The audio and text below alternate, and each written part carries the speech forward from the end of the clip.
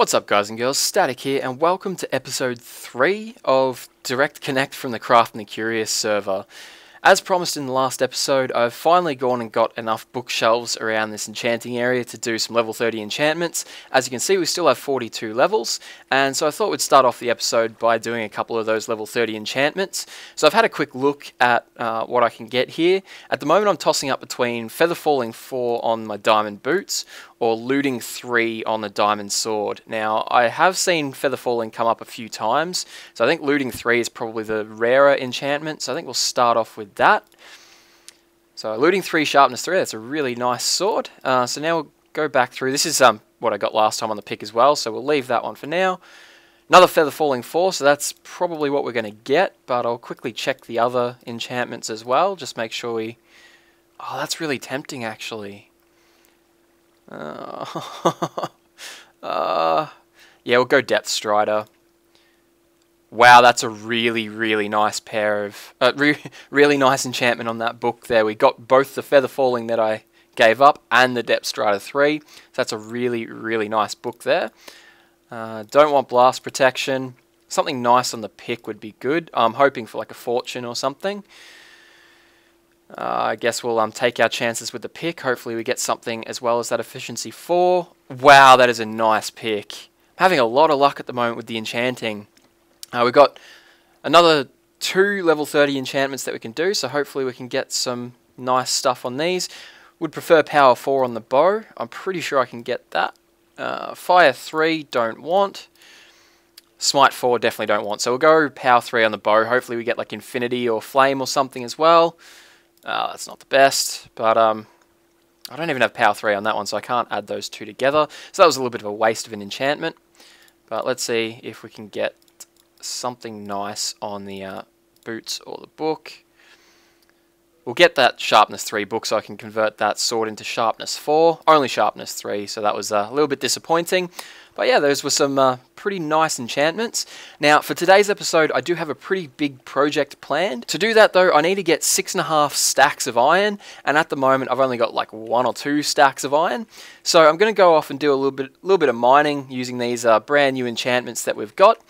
And as you can see, in that time, I've really put the new items through their paces, really beaten them up a little bit, gathering some resources. As you can see, this is what I've gone and gathered. I've managed to get the 6.5 stacks of iron we're going to need, nice and compact in block form, and all these other goodies as well, which I didn't really need, but I managed to stumble across another abandoned mine shaft, and yeah, so I got an absolute ton of stuff. There's also like 20 mine carts in a chest somewhere with a bunch more rail, and also another 4 furnaces full of iron that I started smelting, explored a little bit further through the mine shaft, and then lost. So yeah, there's a whole bunch of iron somewhere underground. I've got no idea where, but I'll find it eventually.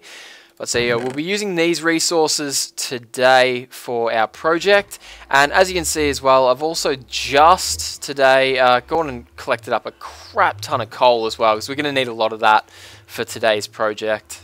Tell you what, doesn't look like nearly as much once you condense it all down into blocks. Such a handy feature of Minecraft.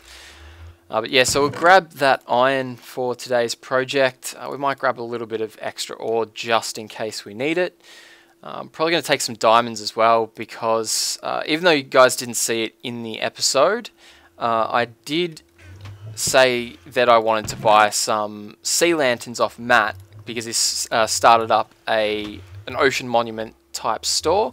So yeah, I'll bring those diamonds with me as well. We might as well sleep away that night, and then head over to spawn and get cracking on this project, which I'm sure you guys are going to love. Okay, so first things first, before we get started on the build, I just want to head over to Matt's shop and buy those sea lanterns real quick so that I don't forget. I know that he's got at least 1 stack in there, and he's charging 3 diamonds for a stack, which, considering that he can make unlimited of those things, or will be able to once he builds his farm, I mean, it's a smart business plan, we'll say that much, but I don't have one of these ocean temples explored yet, and I really like the way that these blocks look. I've never actually seen them before in game, so I'm definitely going to buy his first stack of those, since those are all he has, I believe. I don't think he's got any on the other side, so I need to clear room in my inventory. I should probably drop that off at the junk trunk. Tell you what, I'm just going to toss that coal. We'll keep that. And just double check this other side over here. Yeah, so just the one stack. So, yep, that's the first order of business done. The site of our project for today is going to be over here on this sand mountain. So, all of the iron that I said that I was going to need for this project, that 6.5 stacks worth that I've been grinding away for, that's actually not needed for the project for today. That's or at least not directly. It's a sort of sub-project, I guess you'd call it. So first thing that I need to do before we get really started on the project is clear out a little bit of space under the project area here and build us up a blast furnace.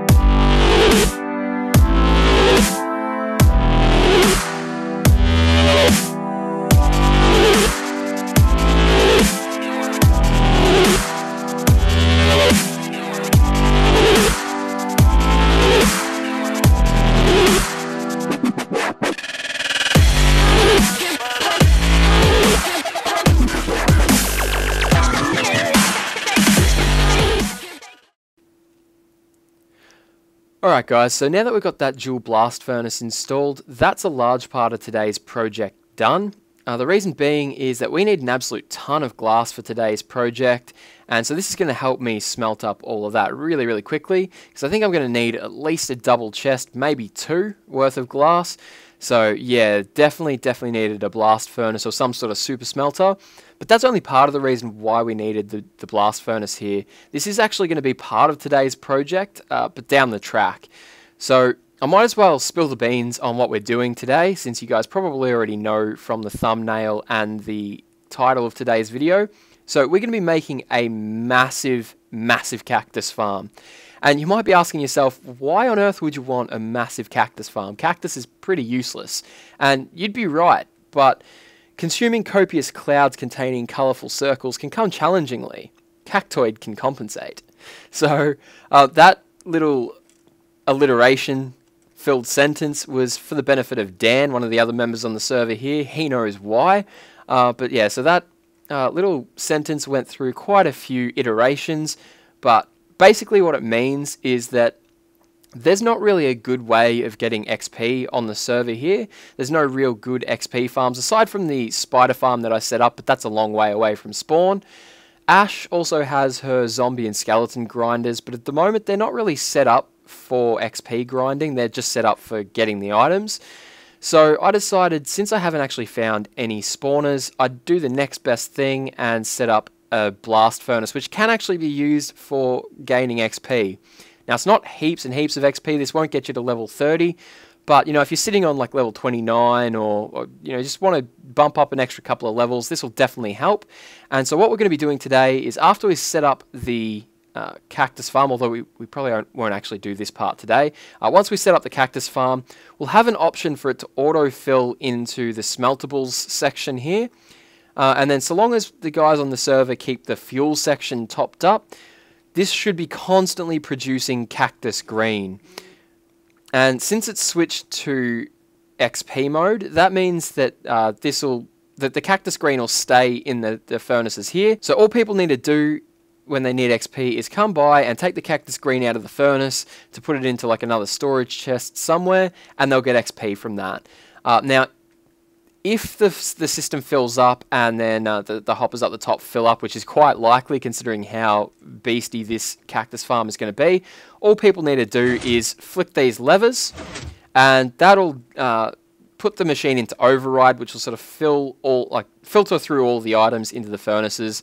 And then once that's done, then just, you know, flick the levers back. So pretty simple. I think I'm going to time-lapse the next part of the project though. So I know today's episode is a little bit time-lapse heavy. So I don't want to say apologize for that, but yeah, I'm just starting to experiment now with third-person time-lapsing software, so I'm having a little bit of a play around with it, doing a little bit of experimenting. So I wanted to do a fair bit of it in today's episode, and to be honest, the kind of stuff that I'm doing today isn't really that entertaining to do, you know, building on camera, so hopefully you guys don't mind too much. As I said, I am really new to that kind of software, so I am still experimenting around, seeing if I can pick up some tips and tricks. So if you guys have any advice, or if you liked the time lapses that I've done today, definitely let me know in the comments section down below. Or if you really like the time lapses in the video, definitely hit that like button, or subscribe if you haven't already. But yeah, we'll get cracking on the rest of today's project after a word from our sponsors.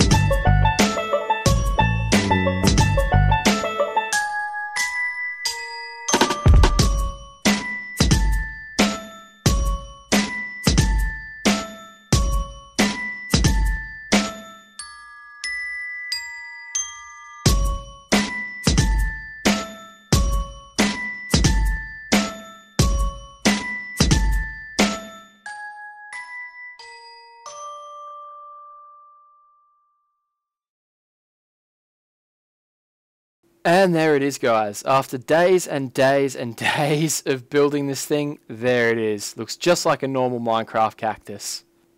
Okay, so there's the actual cactoid. You can barely tell the difference. Okay, yeah, it's pretty bad. It needs, I think, another layer of glass on the outside. The cactus green looks a little bit too grey, I think, and especially with the sand on the other side.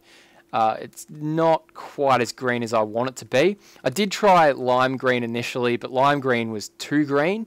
So I think adding a layer of lime green on the outside of this cactus green will probably do the trick. It also obviously needs these black bits up the middle as well, and those will need another layer just to darken them up. And then I'm also going to need to put some sort of spikes on them. Oh, the cactus is all the way over there. Yeah, it needs some little spikes on the outside. But I think once that's done, that's the cosmetics, I guess you'd say, of the cactoid completely finished. So it still does need, if we get over here, you'll see that the little hill that it's standing on still needs a little bit of thickening up around the edges. So you can see there, we definitely need to fill in that corner with some sort of sand. Once we add another layer of glass on the outside of the cactoid as well, that'll be thicker, so the base at the bottom will need to be thicker as well. And I think I'll go out one block wider with the stone tray than the glass does, so that'll be a fair bit wider still. And yeah, we'll have to fill out the hill, as I said, and landscape this a little bit, because I want it to just be like a sand mountain and then straight into the cactus. I don't want all of this junk here, and especially that junk, the mort sign. And then as well, over the side here, I'm not going to make it. Oh, I just made that. And thank you, Depth Strider 3 boots. Man, I love these things. And the underwater night vision of the respiration, and Aqua Affinity does it as well, but I've only got respiration. But then, of course, over here as well, I need to pretty up this entrance a little bit. And so what I was thinking of doing is, I'll probably landscape this mountain a little bit, but this is going to be just a beach path out to the cactoid. This is going to be kind of like the back door. And so this is going to connect up with Galza's bridge over here, or Dan's bridge. And it gives you a nice sort of view of Dan's zombie labs out there and Jaffe's house. Connects up over to Ash's place over here. And yeah, it's a nice sort of central location. But there's still definitely some stuff to do before this is finished. So in case you're wondering why I've put the glass around the outside, aside from just to make it look a little bit like a cactus, that's to stop the cactus that breaks from flying out of the farm. So all of the cactus should fall inside the farm, and we should get every single piece of cactus down this hole here into this chest. And as you can see, this cactus farm is already chugging along quite nicely. This is a beast of a cactus farm. And looks like we've got some more funneling through now. This is from about an hour or two, I think, of working around the cactus. So as well as the cosmetic differences that we need to, or the cosmetic upgrades we need to make, I need to upgrade this storage system to make this a lot bigger of a capacity, because double chest isn't going to cut it. And then I need to add the feature to have the cactus funnel through the blast furnace. We're also going to need to find some sort of a fuel source for the blast furnace, because I've chewed through the majority of my coal just smelting up the glass for this project. So I did hear that Dan has found a nether fortress, so I'll probably do a bit of a dual com with him later on in the week. We'll go and explore that nether fortress and see if we can't find a blaze spawner to turn into a blaze farm. You can see here as well, I've worked a little bit on the bridge out to the cactus farm, or out to the cactoid, as I'm calling it. So, I mean, this is pretty much what I want the bridge to look like. I think I might still rough this up a little bit with like some lily pads and maybe some light blue glass instead of just all the dark blue. And maybe a little bit of lighting as well, like some sea lanterns or something. But other than that, I do pretty much want to keep this as just a nice blue path out to the cactoid, almost like you're walking on water. I think that's quite a cool effect. But yeah, so I thought since we've been pretty much doing nothing but building that cactoid for this entire episode, might do a little bit of an explore around spawn, because quite a few new things have gone up. Hello, random horse. I think maybe we've had some Yeah, it looks like we've had some passive mobs spawn. So I am going to get me some food because I need it. I should probably use my bow and get some... Why didn't that cook? I totally should have cooked. But anyway, you can see that Matt's done... Oh, there's so much stuff that needs to be talked about. But over here you can see Lee has finally finished his house. He's done up a banner. Banner looks great. Matt has moved the actual or true spawn. So if your bed's obstructed or if you're a new player on the server, you spawn in the true spawn, the Garden of the Elder Tree. So this is the Garden of the Elder Tree here. And in case you didn't see Matt's latest episode, or one of Matt's latest episodes, me and him had a little bit of a bow battle around this garden here. So yeah, it was quite fun. As you can see, I wrecked the gates. Actually, I think that was Matt wrecking the gates. So yeah, there's that there. And then you'll see over here as well, this giant floating skull. It looks best if you look at it from the front. And I'm just going to jump over this river rather than use Matt's little bridge. So yeah, you can see there's the skull from probably his best angle, I'd say. And this is the Death Games building. This is one of Matt's most recent projects. Got a nice little slime block launcher to get up in here. And this is something I'm really excited for, because this means I get to... this means I get to kill Matt and get diamonds for it. It's always a good day when I get diamonds off Matt, especially if I get to kill him in the process. And you can see we get a nice view of the Cactoid from here as well. But so for those of you who aren't familiar with the Death Games, it does have the rules here. So you can see the rules. And now Matt is... the dude can English, so bear with me for a moment here. So yeah, welcome to the Death Games, created by Etho. I'm not sure about that, but I know Etho did do it on the Minecraft server, so I don't know, you guys can tell me if Etho created Death Games or not. But so the god of death, Etho, has sent forth a challenge for you all to reap the souls of each player. But to do so, one must throw their own soul into the mix, risking eternal damnation, but for great reward. So the rules: to compete in Death Games, one must put soul into target chest and hit the reset button. Upon another player's name appearing, you may hunt that person down and slay them. But to do so, you must use supplied gear in the equipment chest. If you kill that player, they must pay you 1 diamond. But if they defend themselves and kill you, you pay them 1 diamond. Once a player is killed, hit the reset button. If you see your own name in the chest, you can hit reset button. If the soul orb is in the chest, you can pick anyone to kill, but they must be competing in the Death Games. Whew. Finally got through it. But yeah, so basically the idea of the Death Games, as you can see, we each have a soul here, and so I'm going to straight away put mine into the Death Games. You can see at the moment there's nothing in the chest, and so put our soul in there, hit reset, and it'll cycle through. Now, before the... as you can see, Jaffe was on the server and we were talking back and forth. I came up to the Death Games building and there was the soul orb in there, meaning I could kill anyone, but Jaffe's soul, there it is, Jaffe's soul is still in the chest, so, oh no. So yeah, we weren't able to kill him, unfortunately, but hopefully more people put their name in the Death Games. At the moment, I think it's only me and Matt, so yeah, that would be nice, at least to see Matt's name pop up in there and steal some of those diamonds.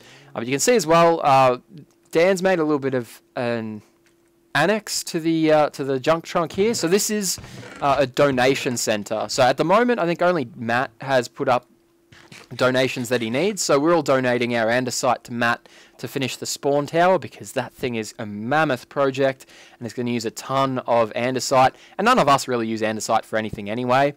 Plus, you'll see throughout spawn, Matt's started laying down some paths. This is Dan's path, but Matt's paths will connect up to that in a moment. So Matt's paths are out here, and you can see he uses a lot of andesite for his paths, although it looks like he's using a lot of stone brick as well, and only a little bit of andesite. So I think he's saving most of the andesite for the spawn tower. But yeah, so Matt needs andesite, so we'll be donating that. And then you can see as well, he's made a little bit of progress on the spawn tower here. So we've also got this area now for people to put up their banners. I don't have a banner yet, and I really suck at this kind of creative stuff. So if any of you guys out there are good at creating banners, feel free to send me through banner designs. And if I see one that I like, I might pick it. And yeah, I'm sure I'll be able to find some way of rewarding you guys.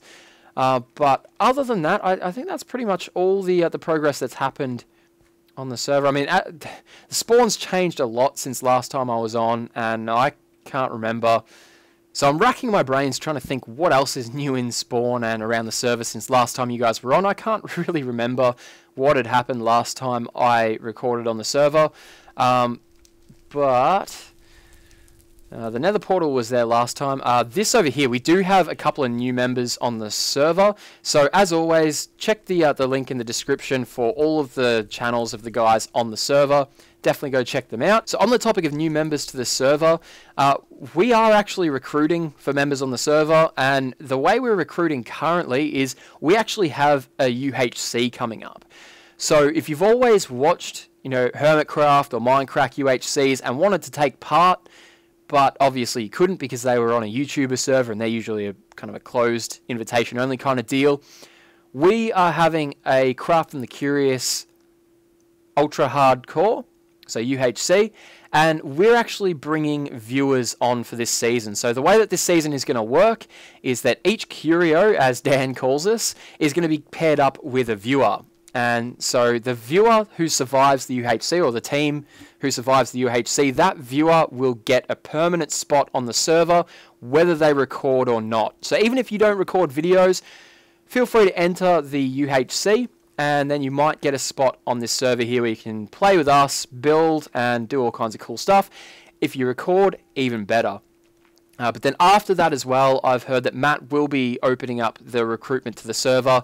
That will be for YouTubers. So again, if you do want to record on this YouTuber server here, I'll leave some sort of information in the description on how you can apply to join the server.